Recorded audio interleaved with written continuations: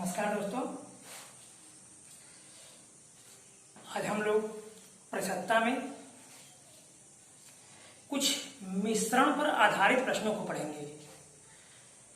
क्योंकि आजकल क्वेश्चन तो आसान आते हैं लेकिन देखने में आसान होते हैं, बहुत अजीब तरह के होते हैं। तो यदि आप उसको समझ लेंगे तो चाहे जैसा क्वेश्चन हो आप कम से कम समय में हल कर सकते हैं। तो इसके लिए आपको पहले समझना होगा। यदि आप समझ लें तो फिर कोई भी प्रश्न हो तो आप उसको आसानी से हल कर सकते हैं। लेकिन जो कहा गया है कि यदि किसी वृक्ष को काटने में यदि 1 घंटे लगते हैं तो हमको जिस हथियार से काटना है उसको पहले 8 घंटे धार लगाना चाहिए। अर्थात यदि हमको 1 घंटे का परीक्षा देना है तो उसके पीछे हमको 1000 घंटे पढ़ना चाहिए। तो जो 1 घंटे का परीक्षा है उसको हम आधे घंटे में आसानी से हल कर सकते हैं, क्योंकि हमारा अभ्यास हो जाता है। लेकिन यदि कोई ये कहते हैं कि मैं एक बार में पढ़कर सब कुछ जान जाता हूं तो ये गलत है। हाँ, आप कमजोर नहीं है। यदि आप अपने आप को कमजोर समझ रहे हैं तो आपकी ये भूल है। आप बार बार अभ्यास कीजिए। कोई ऐसा प्रश्न चाहे मैथ का हो चाहे जीएस का हो ऐसा नहीं है जिसको आप आसानी से हल नहीं कर सकते हैं, लेकिन इसके लिए आपको पहले अभ्यास करना होगा। आइए अब हम क्वेश्चन देखते हैं। ए का 5% बी के 15% के बराबर है तथा बी का 10% सी के 20% के बराबर है। यदि सी की आय 2000 है तो ए की आय क्या है? अब देखिए, यहां तुलना कर दिया ए का बी से और बी का सी से, आय दे दिया है सी का। तो यदि हम इन तीनों के अनुपात को पता कर लें कि किस अनुपात में इनका धन है तो हम इसको आसानी से हल कर सकते हैं। तो हम पहले इनका अनुपात पता करेंगे कि किस अनुपात में इनके पास धन है। ए का 5%, ए गुणे 5 बराबर बी गुणे 15, 5 तिया 15, यानी 1 और 3। अब बी को इधर लाएंगे तो भाग हो जाएगा, ए बटे बी बराबर 3/1, अर्थात ए का मान 3 और बी का मान 1, या इसको हम 3:1 के अनुपात में लिख सकते हैं। ठीक, हमको मिल गया ए और बी का अनुपात। अब हम बी और सी का अनुपात देखेंगे। बी गुणे 10, बी का 10% सी के 20% के बराबर है। बी गुणे 10 बराबर सी गुणे 20। अब यहाँ दो आपस में तुलना करके काट दिए। अब बी बटे सी बराबर यहाँ 2 है, 2/1, यानी बी बराबर 2 सी बराबर 1, या इसे हम 2:1 के अनुपात में लिख सकते हैं। अब देखिए, यहाँ ए अनुपात बी बराबर 3:1, बी अनुपात सी बराबर 2:1। अब हम तीनों को इकट्ठा कैसे करते हैं? तो ए अनुपात बी बराबर 3:1, बी अनुपात सी बराबर 2:1। ठीक, ध्यान से समझिएगा इसको, बहुत अच्छा प्रश्न है। ऐसा अनुपात में भी आप पढ़ेंगे, पढ़ने को मिलेगा। तो एक बार समझ लेंगे तो दोनों चैप्टर आपका आपस मिश्रण में भी मिलेगा, अनुपात में भी मिलेगा और प्रसन्नता में भी मिल रहा है। तो तीनों प्रकार के चैप्टरों में आप इसको आसानी से हल कर सकते हैं। अब यहाँ देखिए, ये इससे मिलना चाहिए। ठीक है, चाहे सी हो इधर तो यहाँ सी को होना चाहिए।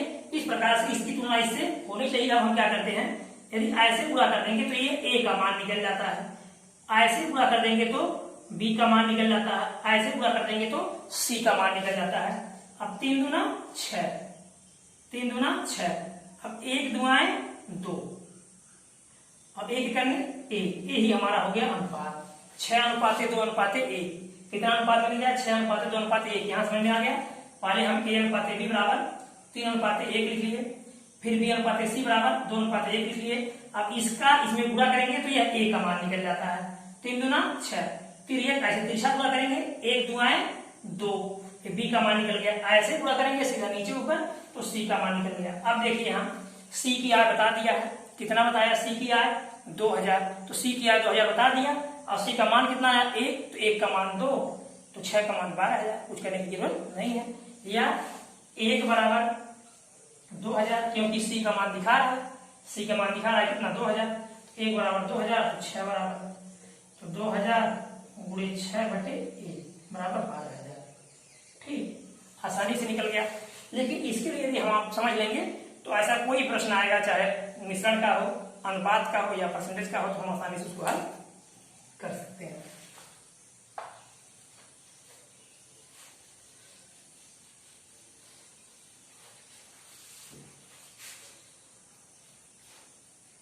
अगला प्रश्न देखेंगे। 20 किलोग्राम स्प्रिट और पानी के मिश्रण में, स्प्रिट और पानी कितना है 20 किलोग्राम या 20 लीटर है, 10% पानी है। क्या है इसमें 10% पानी है, कितना पानी और मिलाएं कि पानी 40% हो जाए, कि पानी कितना हो जाए 40% हो जाए। अभी कितना है 20 है। इसके पहले आप एक क्वेश्चन समझ लीजिए। आपके पास 10 लीटर दूध है, 10 लीटर पानी है, 10 दूध है और 10 पानी है, 10 दूध है और 10 पानी है। तो यदि हम इन दोनों को मिला दें तो मात्रा कितना हो गई 20 लीटर। अब आप बताइए जब 20 लीटर मात्रा हो गई तो दोनों बराबर बराबर हैं, तो वो जो मिश्रण हो गया, अगर हम इसमें से 5 लीटर निकाल ले कितना बच जाएगा 15 लीटर। ये जो 15 लीटर बच रहा है, तो अब इसमें दूध ज्यादा है कि पानी ज्यादा है?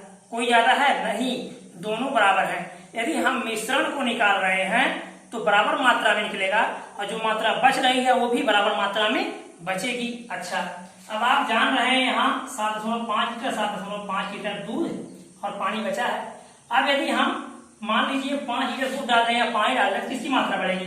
इसकी मात्रा बढ़ेगी और इसकी मात्रा क्या होगी उतने रहेगी। याद रखिएगा मात्रा किसकी बढ़ रही है, जिसको हम डालेंगे। एक क्वेश्चन और इस पे आता है, वो क्या आता है,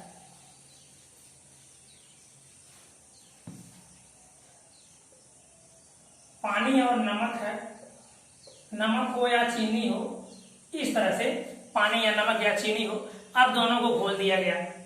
मान लीजिए दोनों का वजन 20 किलो है, 20 किलो में 5 किलो नमक है, यानी 15 किलो पानी है, पानी 15 है, 5 नमक है, 15 पानी है 5 नमक है। अब इसको हम गर्म करते हैं। गर्म करने पर याद रखिएगा जो ये नमक और पानी, नमक और चीनी है, ये वाष्पीकृत नहीं होता, सिर्फ पानी वाष्पीकृत होता है। इसलिए जो मात्रा बच रही है नमक की, चाहे पानी को हम सब वाष्पीकृत कर दें, हमारा नमक 5 किलो रह जाएगा। अब उदाहरण के लिए मान लीजिए यदि 5 किलो पानी वाष्पीकृत हो जाए तो पानी कितना बचेगा 10 बचेगा, लेकिन नमक जितना है उतना रहेगा, क्योंकि पानी कभी वाष्पीकृत नहीं होता। तो अगर 5 लीटर पानी वाष्पीकृत हो जाए तो ये बचेगा 10 और ये तो 5 है, ये है। अब यदि पूछे नमक का परसेंट कितना है, तो पहले की मात्रा 15 ये 5 ये 20 था, अब कितना रह गया, जब 5 वाष्पीकृत हो जाएगा तो ये 15 बचेगा, 15 था 10 बचेगा, 10 ये 5 ये 15 बचेगा। 15 में नमक कितना है 5 है, तो 5 बटे 15 गुणे 100, 5×3 यानी 33%। अब देखिए यहाँ जो पहले कितना था 25% था, 5 बटे 20 गुणे 100, 20 बचे 100, 5 बचे 25%। जो नमक पहले जब 15 लीटर पानी था, 5 लीटर नमक था, तो पानी की मात्रा कितना था 25%, नमक की मात्रा कितना थी 25% थी, लेकिन अब नमक कितना हो गया 33%। याद रखिएगा यदि हम पानी डालेंगे तो नमक की मात्रा घट जाएगी, लेकिन अगर हम वाष्पीकृत करेंगे तो नमक की मात्रा बढ़ जाएगी।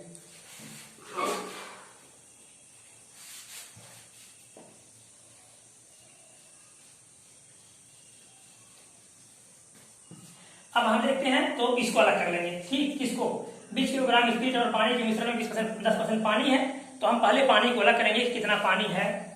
तो पानी बराबर 20 गुणे 10% है, 10 बटे 100 बराबर 2 लीटर। कितना पानी है 2 लीटर, कुल कितना था 18 था, तो 18 बटे 2। ये देखिए स्प्रिट है, ये पानी है। कह रहा है कि कितना पानी मिलाए, पानी की मात्रा हमको पता नहीं है, आप 1 लीटर मिला दीजिए। कितना लीटर 1 लीटर मिला दीजिए बराबर। अब कह रहा है पानी 40 हो जाए। जब पानी 40 होगा तो सब कितना परसेंट होता है, सब 100% होता है। तो जब पानी 40 हो जाएगा तो 60% स्प्रिट हो जाएगा, क्योंकि दोनों सा होना चाहिए। पानी चाहे इतना हो जाएगा, पानी 90 हो जाएगा तो स्प्रिट कितना बचेगा 10 बचेगा, क्योंकि कोई मात्रा कितना होती है, कोई मात्रा 100% ही होती है। तो यहाँ देखिए पानी 2 है, तो पानी के सामने पानी ही लिखिएगा 40 और ऊपर 60, यानी ये कितना होगा 60%, ये 40%। 20 3 60, 20 दूना 40। ठीक, इसको छोटा कर लिए, इसका गुणा इधर कर दीजिए, इसका गुणा इधर कर दीजिए। अब 3 दूना 6 प्लस 3x बराबर, इसका गुणा इधर कर दीजिए, 18 दूना 36 के, 3x बराबर 36 इधर जाएगा तो -6, 3x बराबर 30 के, x बराबर 30/3 बराबर 10। ठीक, कितना मिलाना पड़ेगा आपको पानी? 10 लीटर। अगर हम 10 लीटर पानी मिला दें तो पानी की मात्रा कितना हो जाएगी? पानी की मात्रा 40% हो जाएगी। अब हम अगला प्रश्न देखेंगे।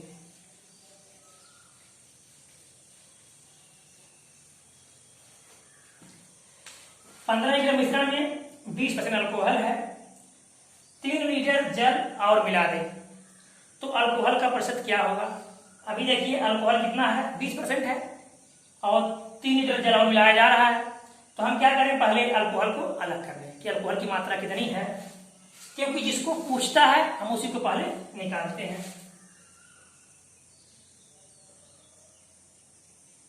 अल्कोहल बराबर 15 × 20/100, 20/100, 5 × 15 बराबर 3 लीटर। कितना अल्कोहल है? 3 लीटर।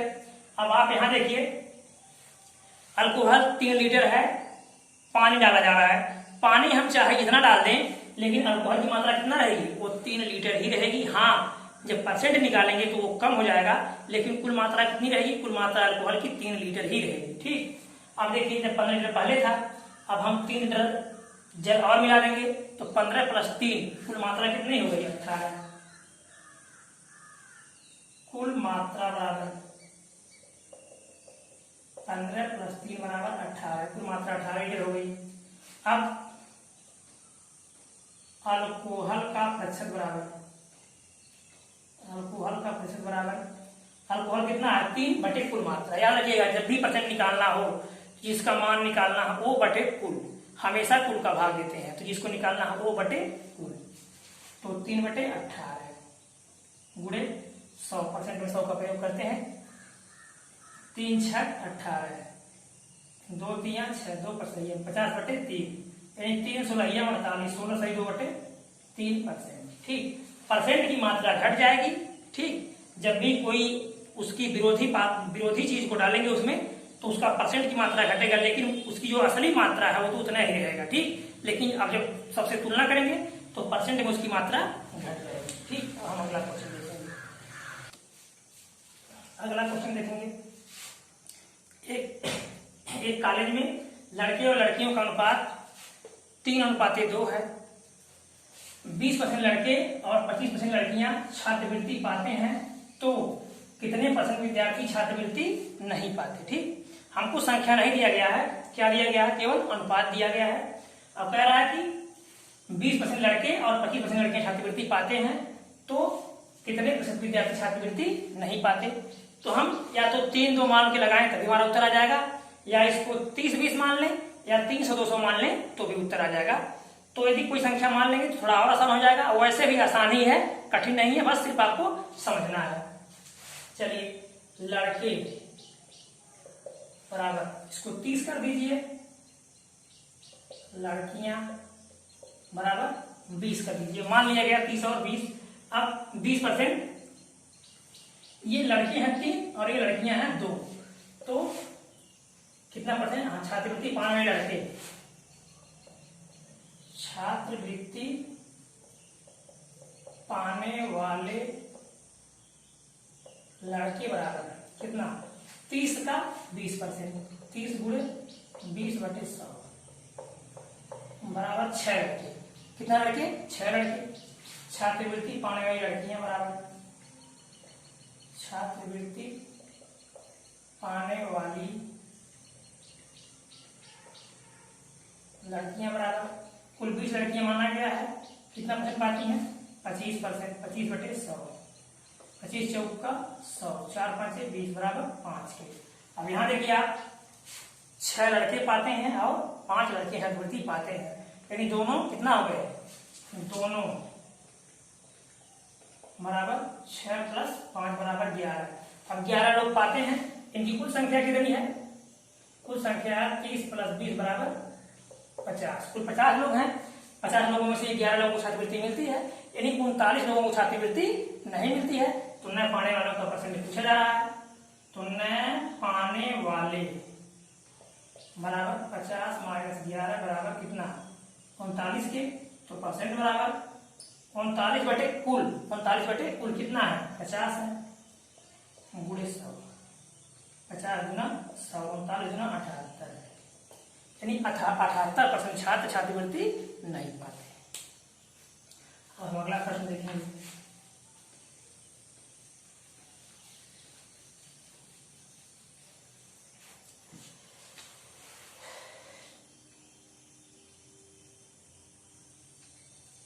%40 समाचार एक्स तथा 50% वाई, यानी दो प्रकार का समाचार पत्र है एक्स और वाई। 40% एक्स पढ़ते हैं तथा 50% वाई पढ़ते हैं, 10% दोनों पढ़ते हैं, तो कितने % कोई पत्र नहीं पढ़ते। इसके पहले वीडियो बताया गया था, इसके बारे में देख लीजिए। सीधा दोनों को जोड़ लीजिए 40 50 90, ठीक, क्योंकि भाग 2 में बताया गया था। 40 50 90 जो दोनों पढ़ते हैं उसको घटा दीजिए, तो 90 माइनस 2 10, 90 माइनस 10 बराबर 80, 80 ये पढ़ते हैं, तो कितना नहीं पढ़ते हैं, कितना बच गया 20 बच गया, यानी 20% कोई समाचार पत्र नहीं पढ़ते। तो 100 माइनस 80 बराबर 20%, यानी 20% नहीं पढ़ते, 20% नहीं पढ़ते, 20% कोई समाचार पत्र नहीं पढ़ते, ठीक। हम अगला प्रश्न देखेंगे। एक नगर क्रमशः 4 वर्ष में, कोई नगर है, उस नगर की जनसंख्या 4 वर्षों में लगातार 20% वृद्धि, 20% वृद्धि, 20% कमी, 20% कमी हो जाती है, तो जनसंख्या में परिवर्तन क्या होगा। यानी 4 वर्षों में पहले 2 वर्ष में 20% बढ़ा, फिर अगले साल 20% बढ़ा, फिर अगले साल 20% घट गया, फिर अगले साल 20% घट गया, तो जनसंख्या में पूरा क्या परिवर्तन होगा। चलिए इसको एक लाइन में लगाते हैं, सभी क्वेश्चन आंसर करके, बहुत छोटे में यह हो रहा है। मान लीजिए जनसंख्या, माना जनसंख्या बराबर 100, जनसंख्या बराबर 100, जनसंख्या 100 है। अब देखिए आप, इसके पहले बताया गया था कि ज्यादा के लिए कम का भाग और कम के लिए ज्यादा का भाग, याद रखिएगा, ज्यादा के लिए कम का भाग, कम के लिए ज्यादा का भाग। तो अब आप यहाँ देखिए 20 बढ़ गया, तो 20 बढ़ गया तो जनसंख्या बढ़ेगी घटेगी, जनसंख्या बढ़ जाएगी, तो बढ़ने के लिए कम का भाग, तो एक आपके पास 100 पहले से रहता है और 20 बढ़ जाएगा तो 120, और संख्या बढ़ेगी तो बढ़ने के लिए कम का भाग, यानी 120/100, ठीक। फिर गुणे, फिर क्या होगा, फिर 20 बढ़ेगा, फिर 120/100। अब इतनी जनसंख्या हो गई, अब कह रहा है कि 200 जनसंख्या में कमी आएगी, तो कमी आएगी 20, तो कितना बचेगा 80 बचेगा, तो 80 बचेगा, जनसंख्या कमी आएगी, तो जनसंख्या इससे क्या होगी, इससे घट जाएगी, तो घटने के लिए ज्यादा का भाग।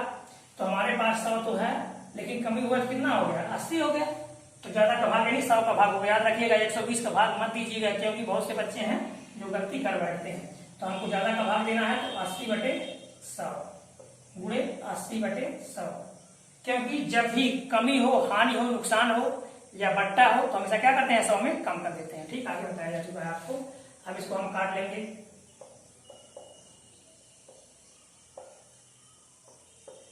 अब इसको हम पूरा कर लेंगे, ठीक। 12/96 और 12/96, 96 और 96, 6 36, 6 9 54, 3 57, 9 6 54, 5 9 9 81 और 5 86, 6 7 6 11,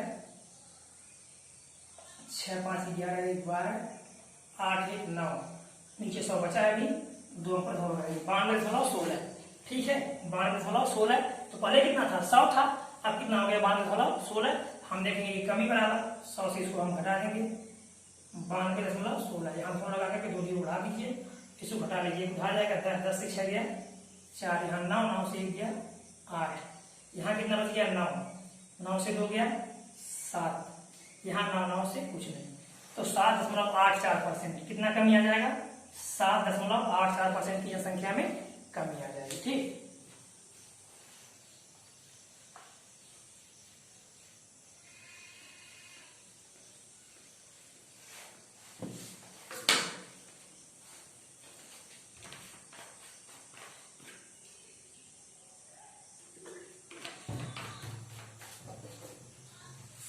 अगला प्रश्न देखेंगे।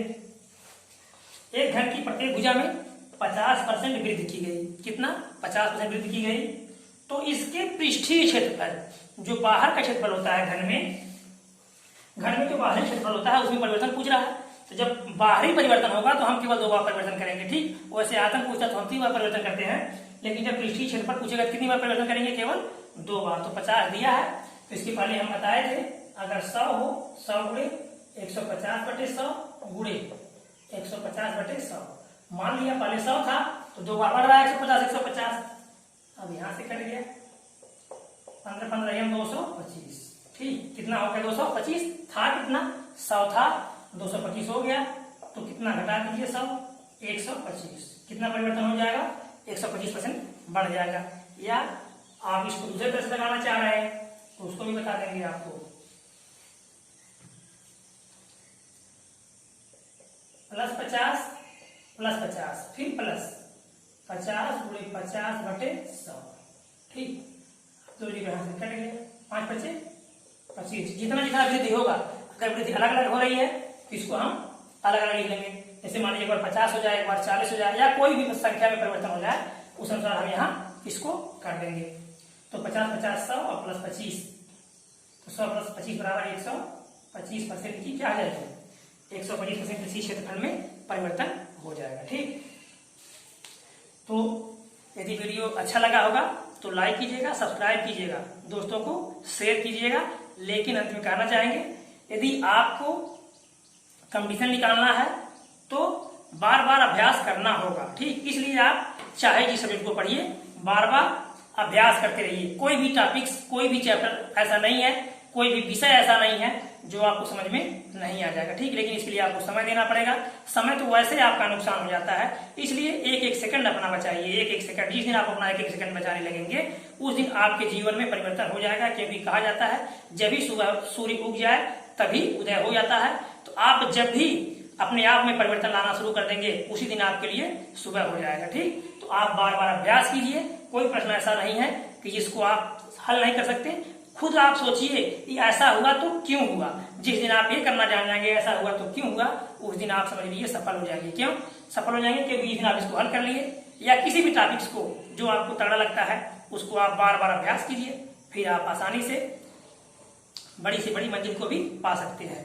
ठीक, कोई मंजिल कठिन नहीं होती और न कोई मंजिल बड़ी होती है, सब आसान होती है। लेकिन उसके लिए जो प्रयासरत हैं उनको उस अनुसार सोच करके आगे बढ़ना चाहिए। ठीक, अब धन्यवाद।